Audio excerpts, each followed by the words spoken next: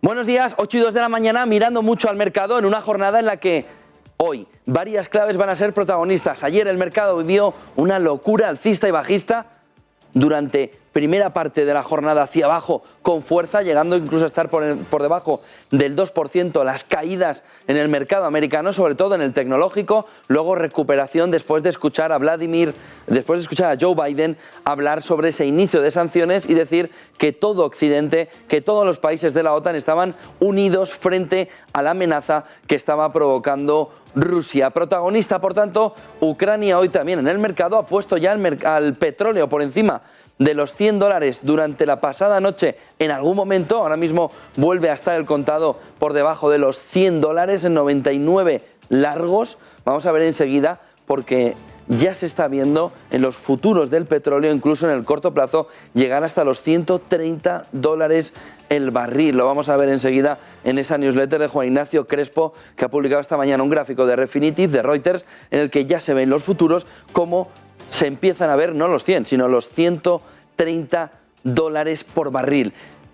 Una de las claves es esa. La otra clave es lo que empieza a barruntarse todavía en un low level importante, y es la nueva variante del coronavirus que está ya poniendo los pelos de punta en Dinamarca, país que quitó todas las restricciones y que está viendo una segunda subvariante de Omicron, no la BA2, sino una subvariante nueva que tendría, sobre todo como novedad principal, mayor tiempo de asintomático, pero luego la dificultad para destruir la célula infectada por parte del cuerpo, lo que podría, se está analizando todavía, dar opciones a que el virus pueda ser más dañino que las anteriores variantes. Sería una subvariante de Omicron que en una de las mutaciones habría conseguido ser más fuerte de lo anterior. Se está viendo en Dinamarca, van a ver también en un gráfico enseguida cómo ya empieza a ser bastante predominante. Futuros en Europa en positivo, futuros en torno del 0,4% en una mañana en el que el petróleo va a ser uno de los focos principales. La Unión Europea aprueba ya las primeras sanciones a Rusia. Alemania, además, ayer cortó ese Nord Stream 2, hizo ese corte por ahora como primera sanción, como primer movimiento para que Rusia vea que la invasión de Ucrania no va a ser barata, sobre todo después de ver que el Senado ruso aprueba ya que envíe tropas al extranjero, Rusia subiendo todavía más la tensión en el conjunto geopolítico de los Balcanes, en ese entorno de Ucrania. AXA Investment Managers hablaba ayer de algo que dice que va a ser clave para el Banco Central Europeo, que es el shock geopolítico. Dice AXA que este movimiento, que este shock geopolítico, lo que primero va a provocar es un problema para el Banco Central Europeo en cuanto al margen que tiene para un movimiento de tipos más leve de lo que podía esperar. Que este shock geopolítico lo que va a provocar es lo que ya venimos hablando, de un aumento muy importante de los precios del gas natural y del petróleo, pero también de muchas otras materias primas donde Rusia tiene un porcentaje importante, platino, cobre, donde su papel a nivel mundial, su porcentaje, su tarta de mercado es elevada y por tanto el precio va también a subir mucho. Petróleo, $100, ¿ahora qué? Es la gran pregunta. Vamos a intentar contestarle enseguida con uno de los gráficos que esta mañana Juan Ignacio Crespo destaca en su newsletter. Volkswagen, Porsche a bolsa, para conseguir un valor de 20.000 millones de euros. Es la operación que podría marcar este primer semestre desde el punto de vista empresarial. Conocimos resultados ayer de Endesa, mejor de lo que esperaba el mercado.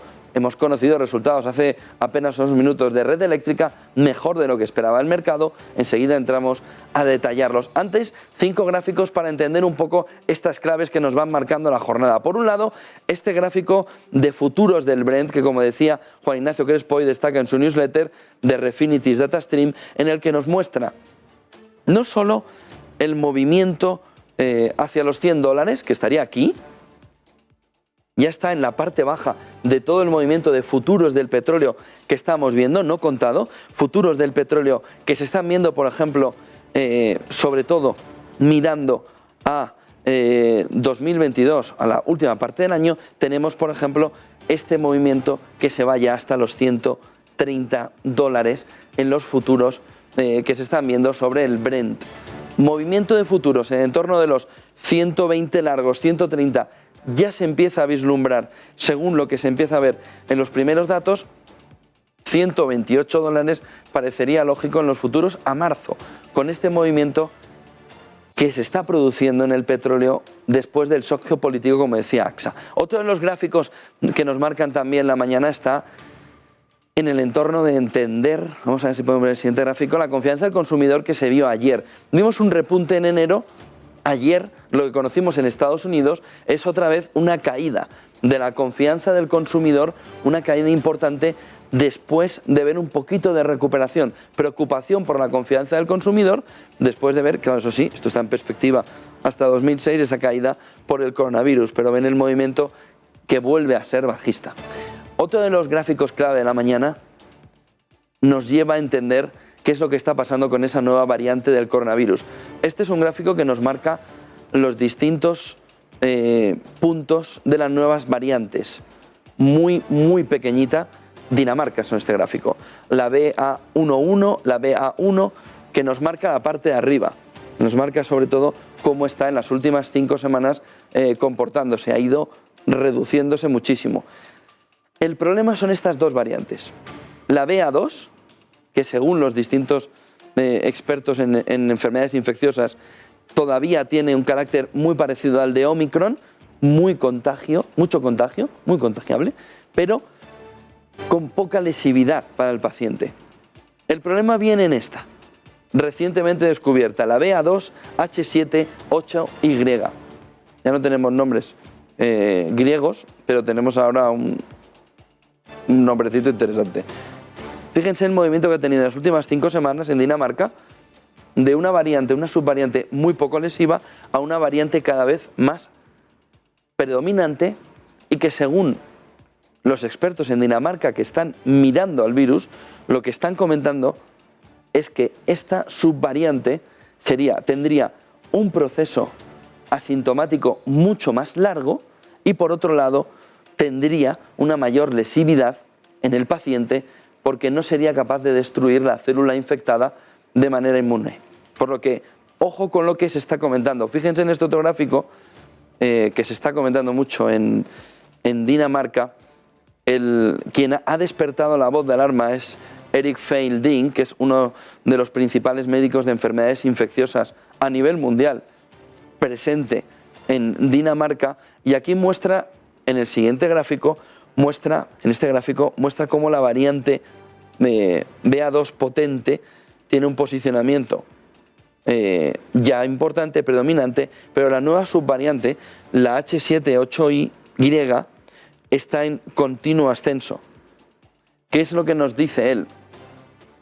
Dice, BA2 es mucho más agresiva que ninguna anterior y las dos sumadas muestran un momento en el que si estas subvariantes empiezan a ser más lesivas, puede tener mayor daño, puede tener mayor lesividad. ¿Qué es lo que desde aquí, desde España, se está hablando sobre este tema para quienes han podido ver ya estas subvariantes?